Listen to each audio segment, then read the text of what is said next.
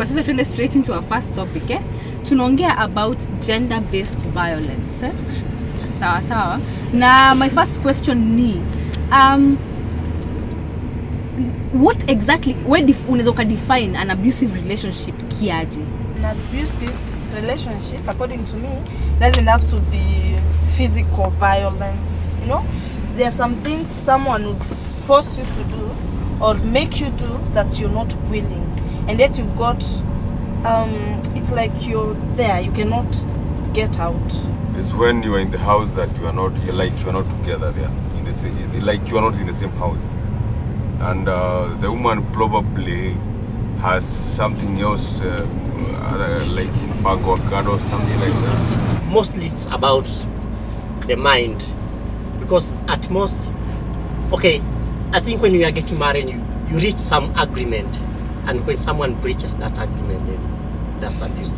Men and women are different. We are created on a different way. Me, I'm the man, I'm from Adam's, and the woman is from the Adam's rib, which is half of the man. Okay, fine. In a situation where a woman becomes more abusive is when she is pregnant or when she's in a period. You get me up. So the periods are between the 7 days in a month. Now in that situation, a woman cannot pay. And it's abusive. Yeah, she is abusive. But then for the man to understand, he has to go down to the writings, meaning that he has to go and study everything about a woman in terms of Islamic or socially. I disagree totally. You don't? I do, because I think like when he's saying that when a woman is pregnant, they tend to be, let's say, aggressive or something like that. I think some people, when people say that, some women when they are pregnant, they tend to use that, you know, like you use that to attack other people, to hate other people, to be hutendeka or something like that. Basi kwa nini wanaume wanakuanga abusive, whether verbally, physically, emotionally towards their women? The state or the mind of that person. If he's in alcohol, he will be. If he's stressed, if a man is stressed, even he cannot even go to his wife and have what? The problem comes that they stay as long as 10 years without even a woman not knowing exactly the kind of a man he lives with. You see? Some people ambao wanasema ya kwamba kupiga mke ama sana ni kupiga mke. Kupiga mke is an expression of love. It's discipline as an expression of love. Unakubaliana nao? Sio maneno ati kupiga mke, hata wanaume wanapigagwa sana. So I don't know why they bet on saying that women are beaten while even men are battered, like you don't know how. You're not supposed to beat your wife, but you give her advice in terms of the religious way. It's the relationship between you and your wife. It's between you. You can even go to agree. But you know, women don't forget. When you include your parents and your friends, at some time they will mislead you. Yeah. I would tell you what I do in my house, and what works for my hubby doesn't work for yours. Yeah. Tutaendelea na hii topic shortly. Kwa sasa wacha tuwatch a small insert tumetengeneza ikiwa na maelezo zaidi. Gender-based violence is any harm that is caused to a person. It could be physical, mental, psychological, on the basis of that person's gender. In one instance, it could be one loses the ability to earn a living because maybe you have a person in your relationship who does not allow you to engage in any other activity. On another level, it could be the level of making family decisions. One loses the position to make a decision on whether they want to have another child or not, whether they want to actually engage in sex or not. I believe every relationship is determined by two people reasoning together. And again, the number of children is determined by many other factors, like it could be the ability to raise those kids, to provide, and even to avail time. So a woman should have the ability to make a decision on the number of children to have and when to have them. I mean, the duration between one child and another. When a woman is in an abusive relationship, it will be very important to know that she can actually seek help. If today your first instance is the doctor again will, if they are very progressive, they can actually tell you, you can seek these services. You can seek help from a counselor. You can seek help from an NGO that offers advice, legal or not, on women's issues. You can seek help even from the authorities. You can report to the police or any other authority that is close to you. Na unaona kama kuna any instance ambayo unaweza ukajustify gender based violence, like utume ukataya and then No, but you're not a baby. You're not a baby. No, si lakini wanaitanga hivyo baby. This is your a big woman. Seriously, you don't marry a kid in the first place. In a depend with what you have done. No. Okay. So if your husband, if my husband, I tell him to do something and he doesn't do, nimchape kabisa. On what situation that That is why it doesn't make sense. Umekuja umeelewa. I cannot in the mood ya kuentertain ati ni vizuri umekuja ka umeelewa. I have to beat you. Ndio uone umefanya. And you're not beating the person, una beat makosa. Makosa. Na nikilewa, was there an you are agreement? beating the hell out of I that told you that I'm going to drink, ama nimetoka nje, nikakuja nimelewa, ukaanza kunichapa.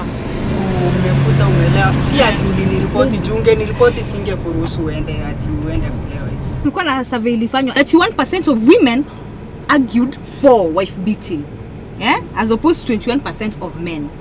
So 31% wana support, and they are women, wana support kupigwa. Sawa sawa. 31% of women wanasema ya kwamba ni sawa mwanamke akipigwa na bwana wake kama ameenda nje bila kumwomba permission. Sasa unasikia yes pale to go no as in umetoka ukaenda kuongea na mama mboga huko something of the sort, kwenda ama umeenda kutembelea mama yako something like that without asking for permission. Unajua hizo ni vitu lazima zitokee, hizo ni vitu lazima zitokee hizo na zio lazima uchapwe. Kuna ile makosa inastahili uchapiwe. Unaona hii nisipo uchapea huyu mtu ataendelea na kurudia. Beating again like love, because assume you do makosa nio and then someone just ignores you like. Mimi nashangazwa na nyinyi wawili. Utaona huyu mtu anipendi. According to these statistics nimesoma, kwa nini kuna wanawake wana support kupigwa? Depends na walienda wapi kutafuta hizo statistics. That's the other thing. Mostly in rural areas. Because they know they are always in the mistake side. That's it. Women. Yeah. Because they are created from a rib. How to straighten the rib. Na wanaume wenye wanachapwa. Wanachapwa. Okay, on the one condition, a man bibi yake tampiga on one situation when he's not the breadwinner of the house. Yes. Hiyo tu. Ama kama ni mnono kumshinda. Ama kama yeye si kama ni mnono kumshinda. Kama si breadwinner. Yes. Now to me, even if I'm beaten by my wife, I won't tell anybody. I'll try to beat her next day, but not. I'll go to gym. Yeah. Otherwise, coming as a man to say you have been beaten by your wife. But do you think it happens? It happens occasionally. It happens. Na wife hata nipiga aninunie. Anune lakini kwani ananga hasira? Kwani ana hasira? Ama throw words senye najua zina hiyo makosa. Nita rectify. Lakini si anipige. There's that corrective beating and there's that battering. So explain to me the corrective beating. Explain. Just a small slap, things like that. A small slap. Not taking a whole rungu and putting on someone's back. Lakini usimuumize. Lakini kidogo tu. Kidogo slap. So una support. Situation. Yes. Yeah, situation. Ni sawa ndio opinion yako, una support. Una support kuslapiwa kidogo. Lakini si ya kuumiza. Sawa, lakini slap tu. Can you slap him back? Yeah, of course. Of course I can. Then should we tunafaa kuwahurumia wanawake kama hao ama hata apart from those tunafaa kuhurumia wanawake ambao wako 100% the man or the husband must swallow his pride always for the continuity of the family. Dialogue is one of the best steps you can take before your temper comes out or temper goes in. When do you say I've had enough, I'm walking out? Actually, I don't think a man should hit a woman in any condition. You know, as here we are talking because maybe we are learned and tunafikiria outside the box. There's a man out there who comes home drunk every day, beats the wife, doesn't even provide for that family, doesn't do anything for that family. So I really think this violence thing should be really addressed and people advised, especially in the rural areas. If the person can learn from his mistakes. If the person, the man of understanding, take heed. God has said in the book. Okay. But if the person takes heed, he can change. Okay, sawa. Na hayo ndo maoni ya watu hapa kwa Matatu. Kwa sasa we are going to the streets kupata maoni huko, then we'll be right back.